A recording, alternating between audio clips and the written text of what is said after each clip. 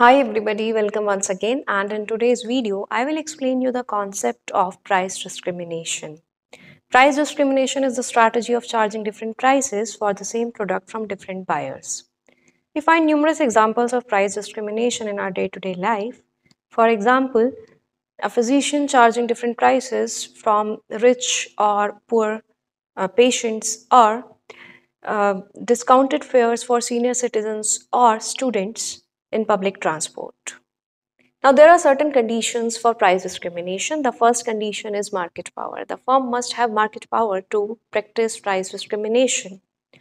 The degree of imperfection in the market determine the extent of price discrimination.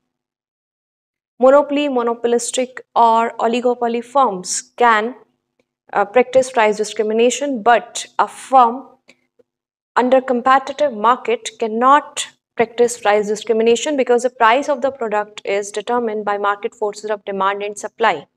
A perfectly competitive firm is a price taker firm and not a price setter firm.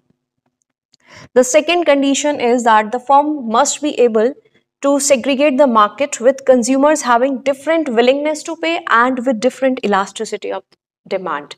This segregation could be on the basis of age, on the basis of use of the product, or on the basis of income or any other characteristic.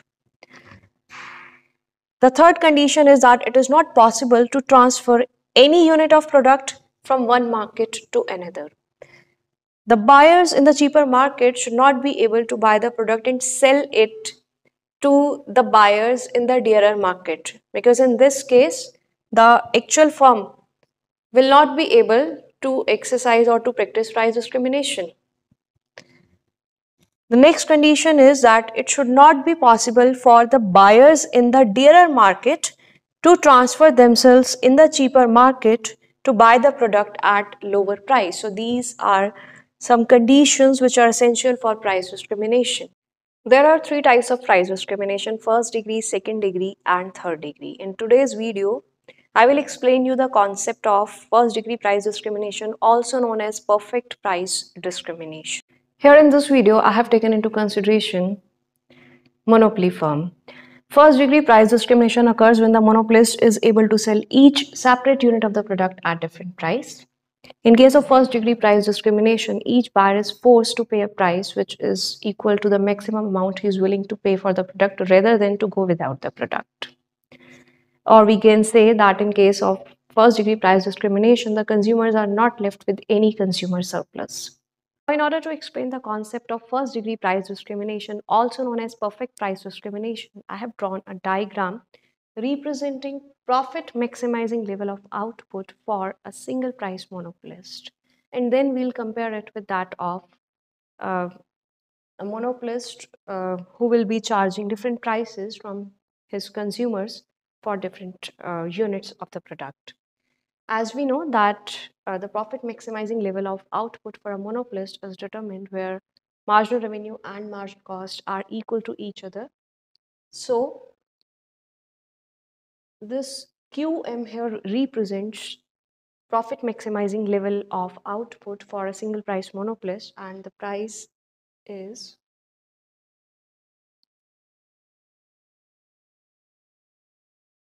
PM. And in this case, this portion represents economic profit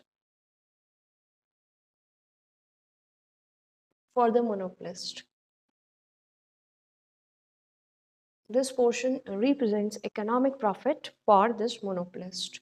Now, what will happen if the monopolist, instead of charging this price PM, starts charging each buyer a different price?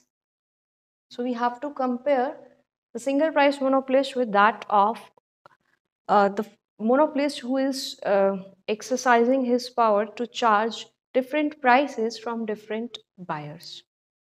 Now, in case of first degree price discrimination, each consumer will be charged a price according to his maximum willingness to pay for the product. And in fact, each consumer will be charged a different price.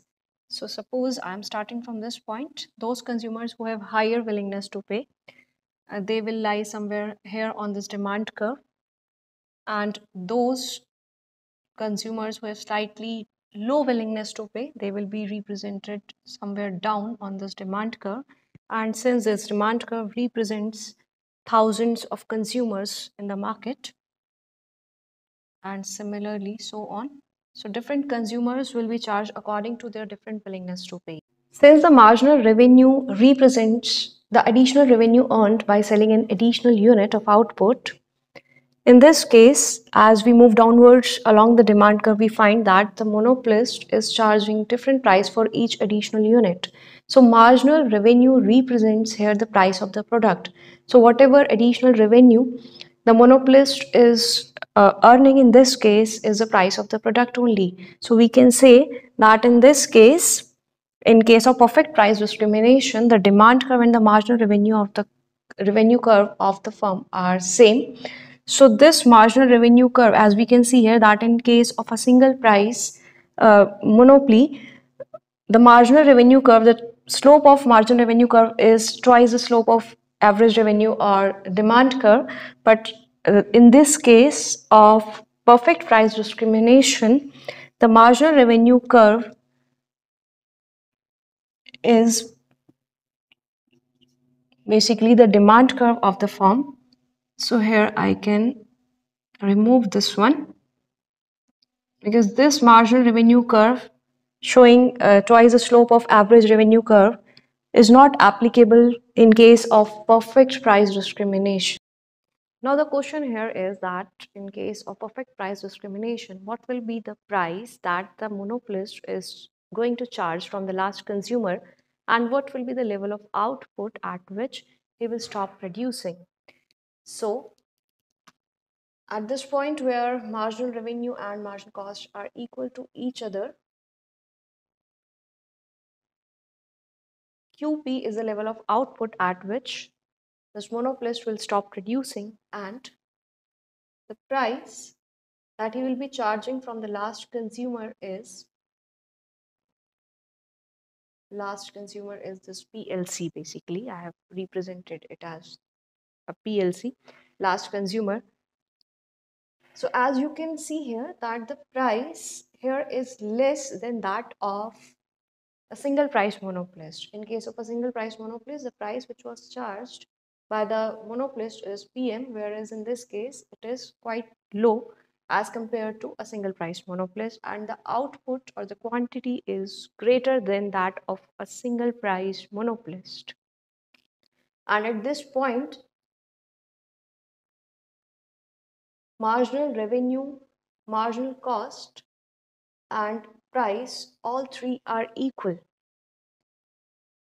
In case of a single price monopolist, the price of the product is greater than the marginal cost, whereas in case of perfect price discrimination, for this last consumer, price, marginal cost, and marginal revenue are equal. This is for the last consumer.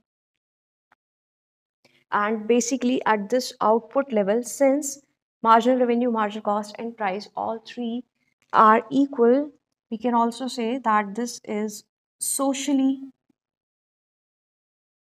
optimal level of output, or there is allocative efficiency in this case. Now, what will happen to the consumer surplus and the economic profits in this case? Now, perfect price discrimination monopolist will be producing an output which is greater than a single price monopolist and at a cost which is lower than that of a single price monopolist. Now, what will happen to the economic profit? In case of a single price monopolist, this area represents the economic profit, whereas in case of perfect price discrimination, this whole portion, including this green portion, including this black portion, this black shaded portion, this whole portion represents the economic profit for a perfect price discriminating monopolist. And as far as the consumer surplus is concerned, in case of single price monopolist, This area, this red shaded area, represents the consumer surplus, whereas in case of perfect price discrimination, there is no consumer surplus. So, the firm under perfect price discrimination earns a greater economic profit but no consumer surplus, and it produces a greater output level, or we can say that it achieves allocative efficiency.